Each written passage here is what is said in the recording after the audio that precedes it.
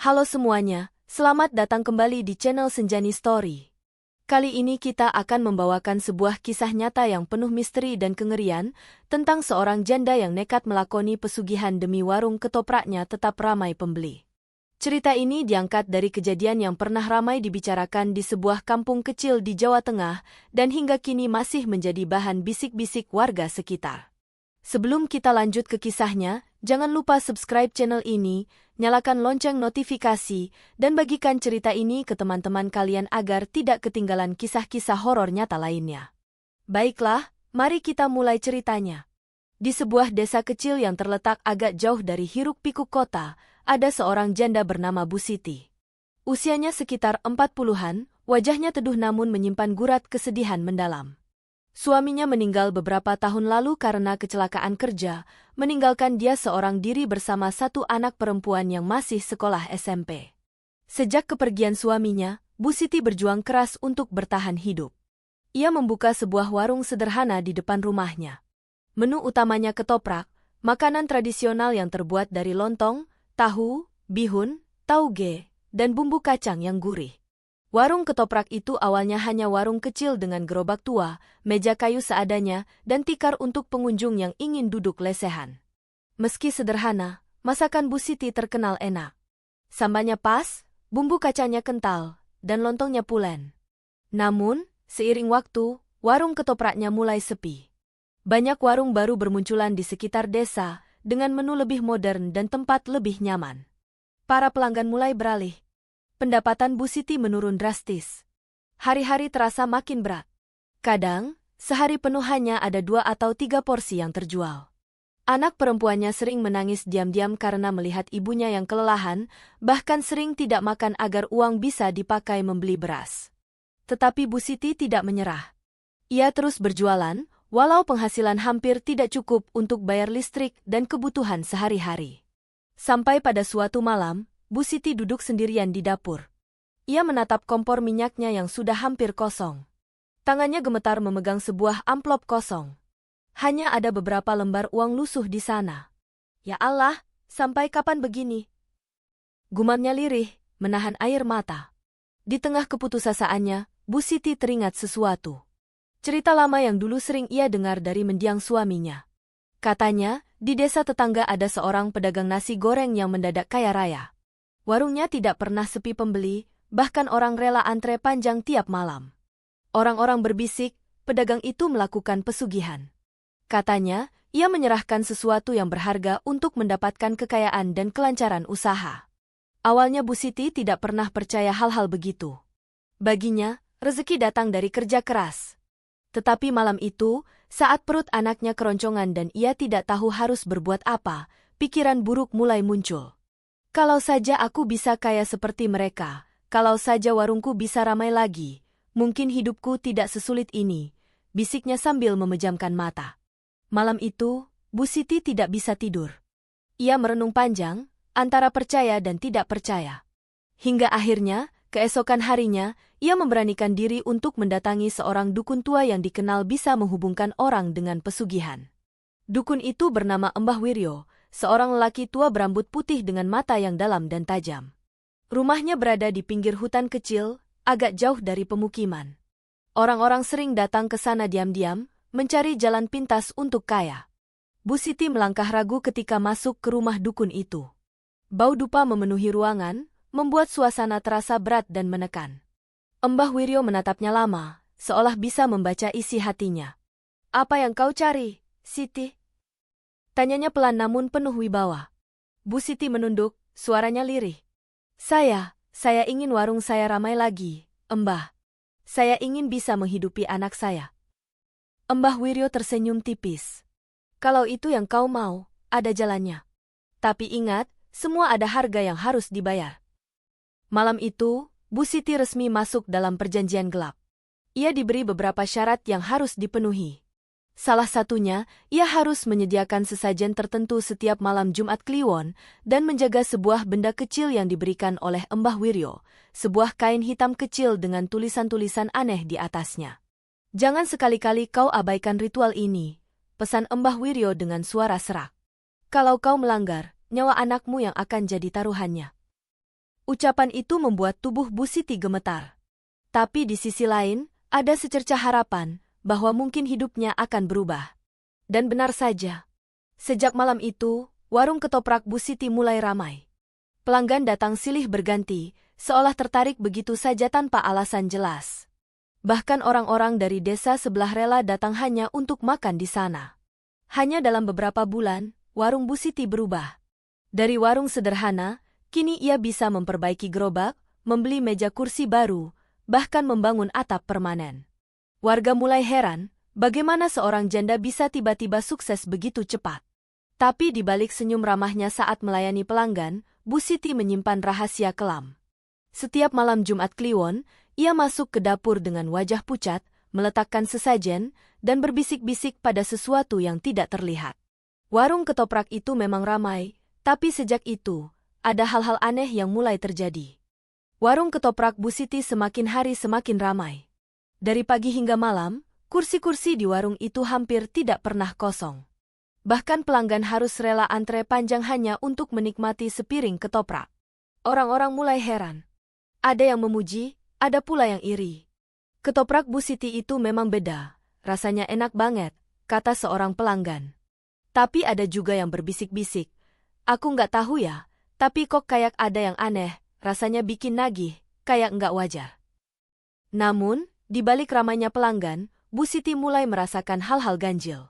Sesuatu yang membuat bulu kuduknya sering berdiri. Malam itu, setelah semua pelanggan pulang dan warung sudah tutup, Bu Siti duduk di dapur, menghitung uang hasil jualan. Senyumnya merekah, karena hasil malam itu sangat banyak. Tapi tiba-tiba, ia mendengar suara aneh.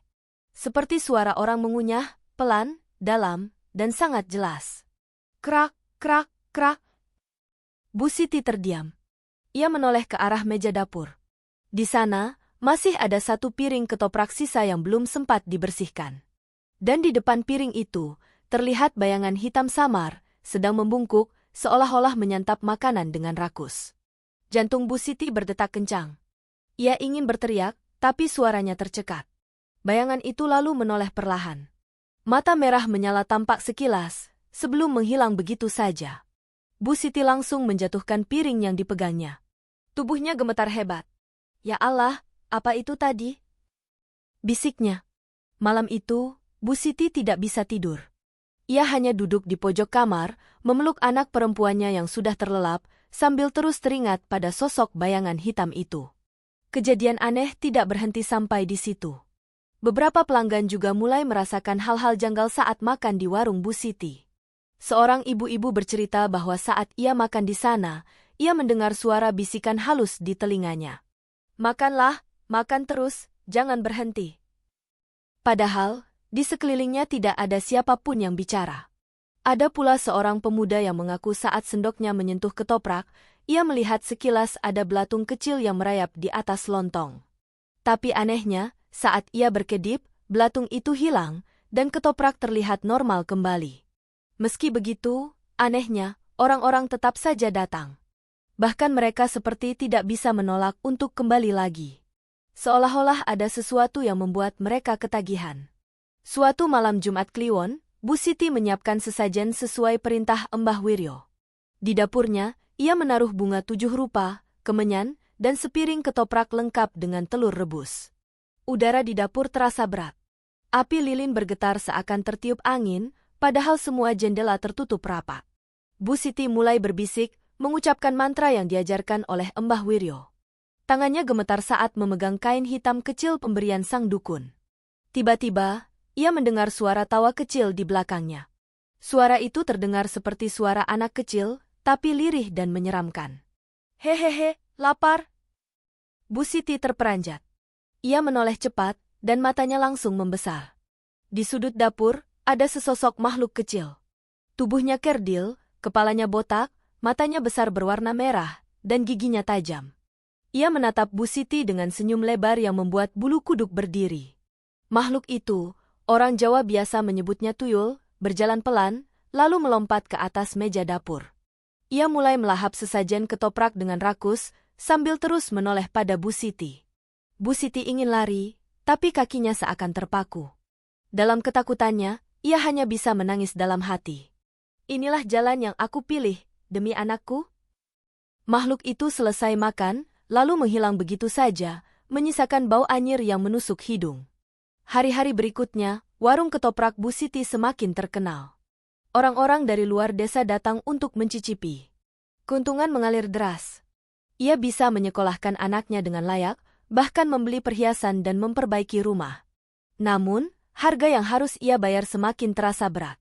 Setiap malam Jumat Kliwon, ia harus melakukan ritual yang sama. Sesajen harus selalu ada, dan ketoprak khusus harus disediakan untuk makhluk itu. Jika tidak, Mbah Wiryo sudah memperingatkan nyawa anaknya yang akan terancam. Bahkan, terkadang makhluk itu muncul bukan hanya saat ritual, tapi juga di malam-malam biasa. Kadang ia duduk di sudut warung sambil tertawa lirih, kadang ia berlari kecil di dapur meninggalkan jejak kaki mungil penuh lumpur. Bu Siti berusaha menutup mata, berpura-pura tidak melihat. Tapi di dalam hatinya, ia semakin dihantui rasa bersalah dan ketakutan. Suatu malam, anak Bu Siti, seorang gadis kecil bernama Rani, tiba-tiba terbangun tengah malam. Ia masuk ke dapur karena haus ingin mengambil air minum. Namun, betapa terkejutnya ia ketika melihat ada anak kecil botak sedang duduk di meja dapur, memakan ketoprak dengan lahap.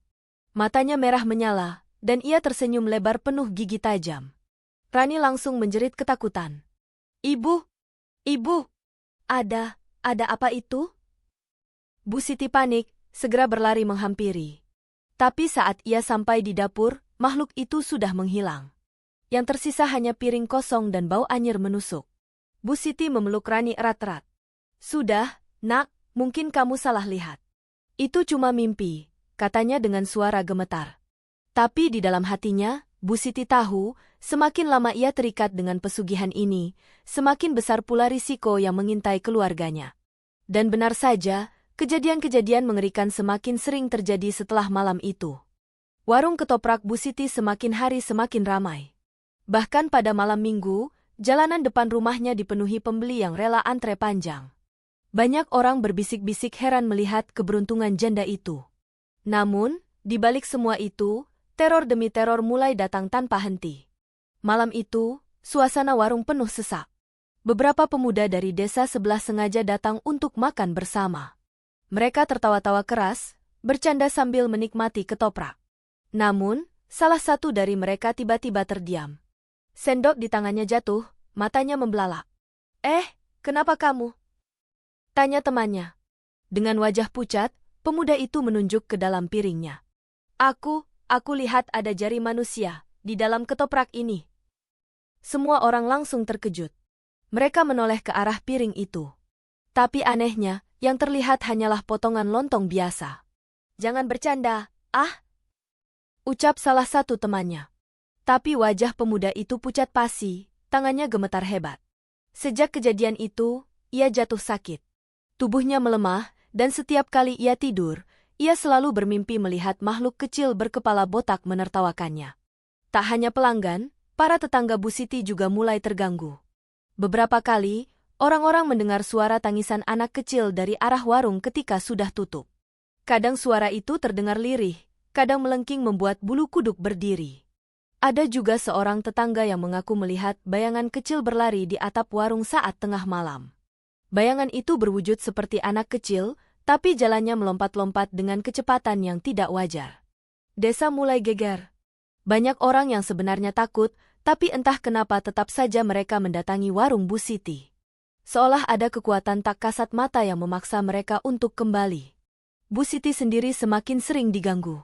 Suatu malam, ia sedang membersihkan meja warung.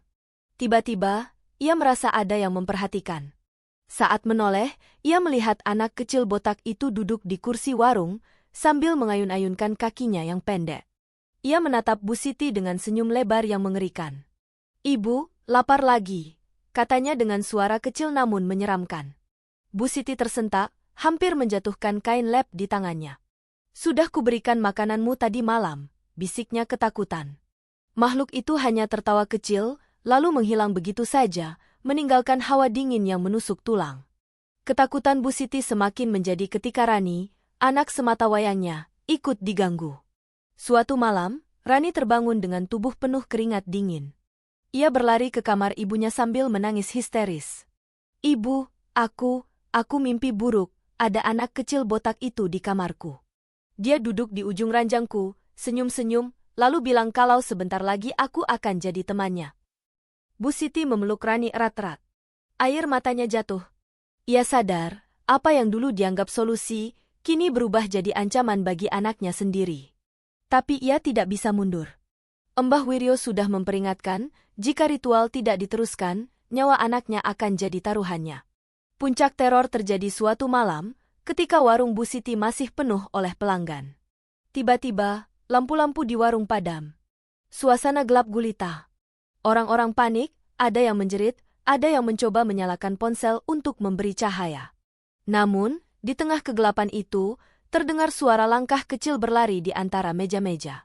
Suara tawa lirih menyusul kemudian. "Hehehe, makan, makan."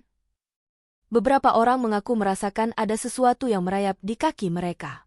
Ada yang menjerit keras karena merasa pahanya dicakar. Saat lampu kembali menyala, suasana warung kacau.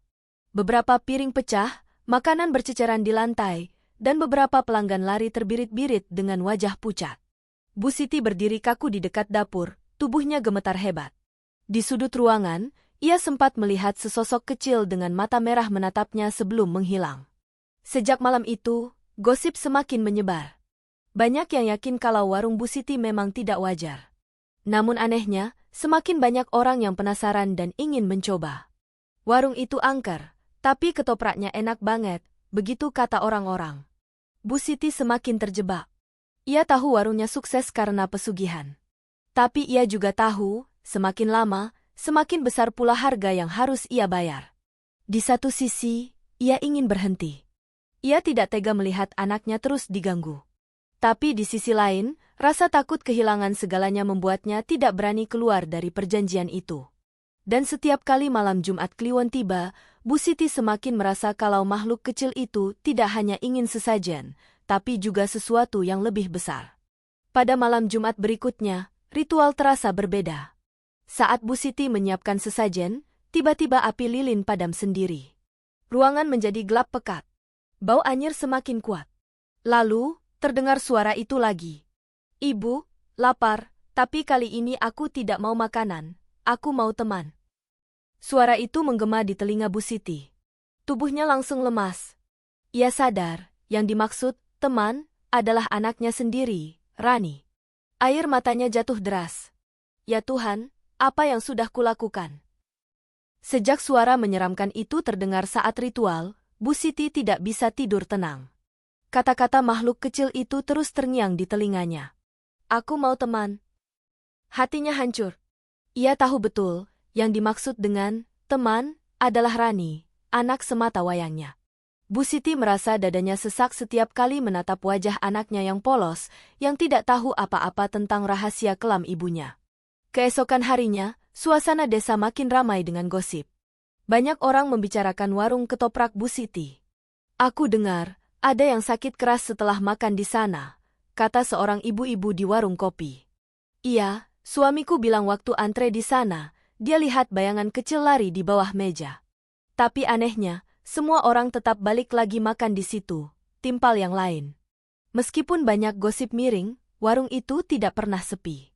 Justru makin banyak orang yang datang, karena penasaran dengan cerita-cerita aneh di dalamnya. Tapi bagi Bu Siti, semua itu tidak lagi membawa kebahagiaan. Uang yang mengalir deras hanya membuatnya semakin takut kehilangan anaknya. Malam itu, Rani kembali diganggu. Ia sedang belajar di kamarnya, ketika tiba-tiba lampu berkedip-kedip. Angin dingin berhembus dari jendela yang tertutup rapat. Rani merasa ada yang memperhatikannya. Saat menoleh ke pojok kamar, ia melihat sesuatu yang membuatnya hampir pingsan. Seorang anak kecil botak, bertubuh kerdil, duduk di kursi belajarnya. Matanya merah menyala, dan ia tersenyum lebar, memperlihatkan gigi tajamnya. "Ibu, bilang aku mau jadi temannya." Suara itu lirih namun sangat jelas. Rani langsung menjerit ketakutan. Ia berlari ke kamar ibunya sambil menangis histeris. "Ibu, tolong aku nggak mau jadi temannya." Bu Siti panik, segera memeluk anaknya. Air matanya menetes deras. Ia tahu, waktunya semakin sempit. Pesugihan itu mulai menagih harga yang lebih besar. Besok paginya, Bu Siti memberanikan diri untuk mendatangi Embah Wiryo.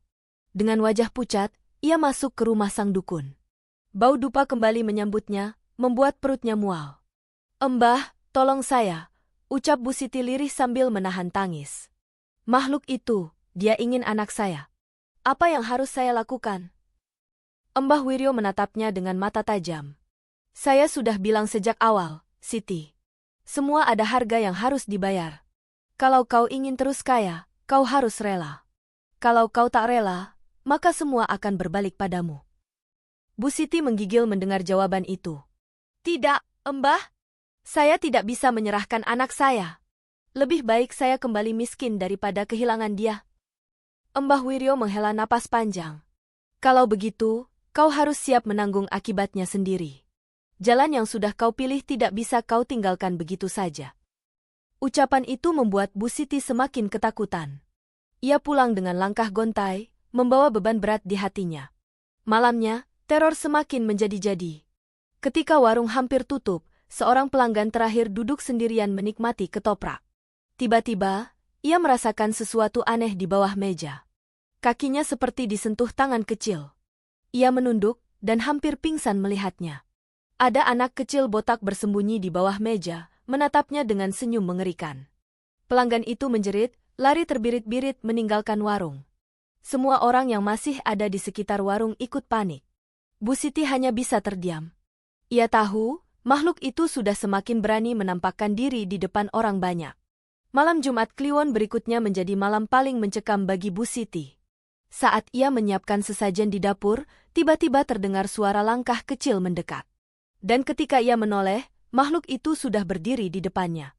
Tubuhnya kecil, kulitnya pucat kehijauan, matanya merah menyala. Tangannya yang mungil menunjuk ke arah kamar Rani. "Ibu, aku lapar, aku mau teman. Malam ini..." Bu Siti jatuh terduduk. Air matanya mengalir deras. Jangan anak saya, ambil apa saja, tapi jangan anak saya." Makhluk itu hanya tertawa kecil. Lalu ia menghilang, meninggalkan bau anyir yang semakin kuat. Sejak malam itu, Rani mulai sakit-sakitan. Tubuhnya lemas, wajahnya pucat, dan ia sering mengigau saat tidur. Kadang-kadang ia menyebut nama makhluk itu dalam tidurnya, seolah-olah ia sedang diajak bermain. Bu Siti semakin hancur. Ia merasa terjebak dalam perjanjian yang tidak bisa ia hentikan.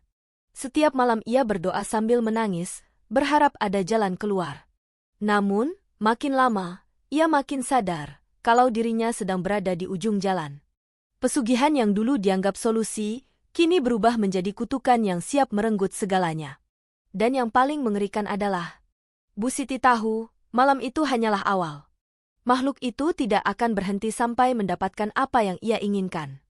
Sejak malam itu, keadaan Rani semakin mengkhawatirkan. Anak semata wayang Bu Siti itu mulai jatuh sakit tanpa sebab yang jelas. Badannya kurus, wajahnya pucat, dan matanya sering terlihat kosong menatap ke arah tertentu. Seringkali, saat tidur, Rani mengigau sambil tersenyum, seolah sedang berbicara dengan seseorang. "Iya, aku ikut, aku temannya," begitu bisikannya dalam tidur. Bu Siti yang mendengar itu hanya bisa menangis. Ia tahu betul, igauan Rani bukanlah mimpi biasa. Makhluk itu sudah mulai merasuk dalam pikirannya. Tetangga-tetangga mulai resah. Mereka heran, mengapa Rani yang dulu ceria kini berubah drastis. Beberapa orang bahkan berani berkomentar blak-blakan. "Itu anak sepertinya kena gangguan, Bu. Jangan-jangan, ada hubungannya sama warung ketoprak ibunya itu." Desa semakin ramai dengan gosip. Ada yang bilang warung Bu Siti dipelihara makhluk halus, ada pula yang berspekulasi kalau Rani sedang menjadi korban tumbal pesugihan. Bu Siti hanya bisa menunduk malu setiap kali mendengar bisik-bisik itu. Tapi di dalam hatinya, ia justru semakin ketakutan. Ia sadar gosip itu memang benar. Suatu malam, ketika Rani tidur, Bu Siti mendengar suara langkah kecil dari arah kamar. Degup jantungnya berpacu cepat. Ia berjalan perlahan, membuka pintu kamar Rani. Pemandangan yang ia lihat membuat darahnya seakan berhenti mengalir. Di ujung ranjang, makhluk kecil botak itu sedang duduk. Tangannya yang mungil sedang mengelus rambut Rani dengan lembut, sambil sesekali tertawa kecil. "Hehehe, sebentar lagi dia jadi temanku. Bu Siti langsung menjerit histeris. Ia berlari dan memeluk Rani erat-erat. Tapi saat itu juga, makhluk itu menghilang, menyisakan bau anyir menusuk hidung. Rani terbangun dengan wajah bingung.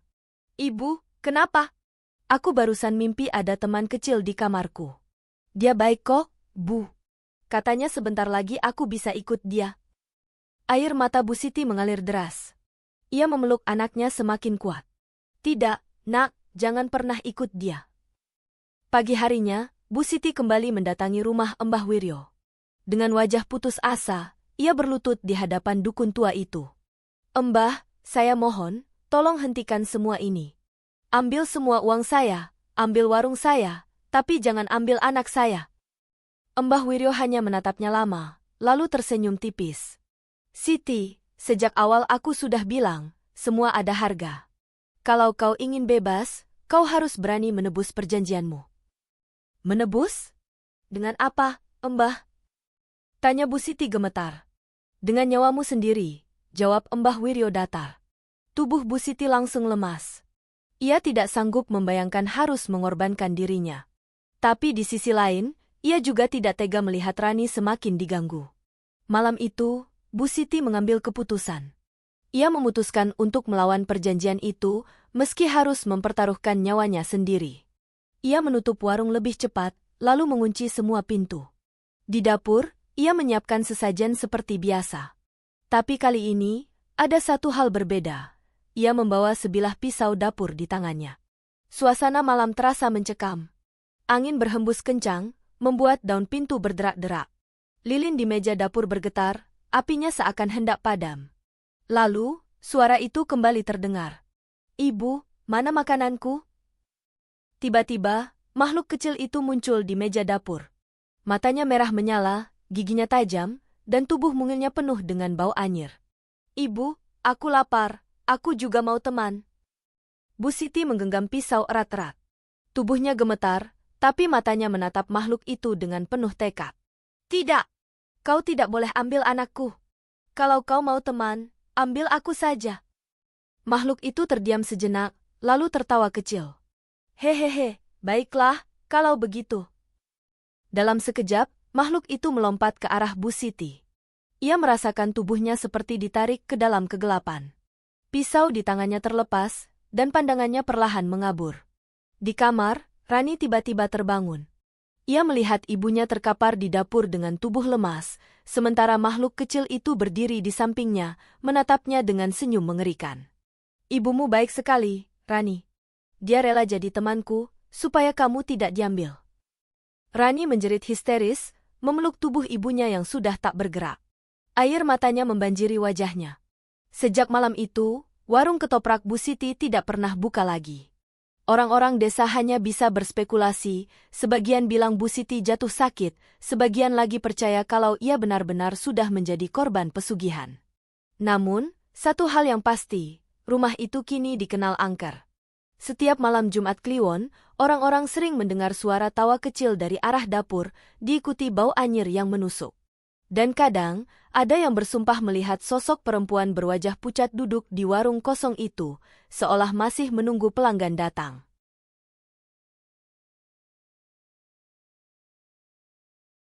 Warung ketoprak Bu Siti semakin hari semakin sepi. Bukan karena pelanggan berkurang, melainkan karena desas-desus yang beredar di kampung. Orang-orang mulai takut.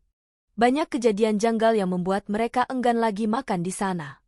Ada yang mengaku saat duduk di bangku warung itu, tiba-tiba merasakan hembusan angin dingin dari bawah meja. Ada juga yang melihat bayangan anak kecil berlari masuk ke dapur, padahal Bu Siti sudah tidak memiliki anak kecil lagi. Nama Bu Siti pun perlahan menjadi bahan pembicaraan. Dari mulut ke mulut, orang bilang warungnya penuh dengan pesugihan. Itu warung ketoprak isinya bukan cuma ketoprak, tapi juga jin. Kata seorang warga dengan nada ketakutan. Malam itu, Bu Siti kembali melakukan ritualnya. Ia membakar kemenyan di dapur sambil bergumam mantra yang diberikan dukun. Kalian jangan tinggalkan aku masih butuh kalian, ucapnya sambil meneteskan air mata. Namun, malam itu berbeda. Api lilin yang biasa menyala tenang, tiba-tiba padam ditiup angin kencang yang muncul entah dari mana. Dari pojok dapur terdengar suara tawa kecil, seperti suara anak-anak yang sedang bermain. Bu Siti menoleh dengan wajah pucat. Dan di sana di bawah meja, ia melihat sosok-sosok kecil dengan mata merah menyala, menatapnya tanpa berkedip. Janji sudah mendekati akhir, Siti, terdengar suara berat dari sudut gelap ruangan. Suara itu bukan dari manusia, melainkan dari makhluk gaib yang selama ini membantunya. Bu Siti gemetar. Ia sadar waktunya hampir habis.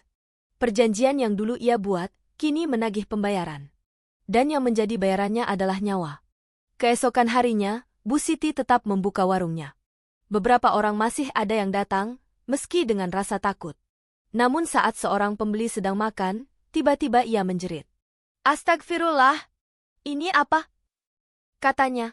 Di dalam piring ketopraknya, bukan hanya ada lontong dan bihun, tetapi juga ada rambut panjang yang kusut. Semua orang di warung terkejut. Beberapa langsung muntah, sebagian lagi lari terbirit-birit. Sejak saat itu, warung Bu Lastri benar-benar ditinggalkan orang. Tak ada lagi yang berani datang. Warung itu kini hanya berdiri sebagai bangunan kosong dengan bau anyir yang tak pernah hilang. Warga sekitar sering mendengar suara-suara aneh di malam hari. Kadang terdengar suara piring yang jatuh, suara sendok beradu, atau suara orang menggoreng tahu, padahal tak ada siapapun di sana.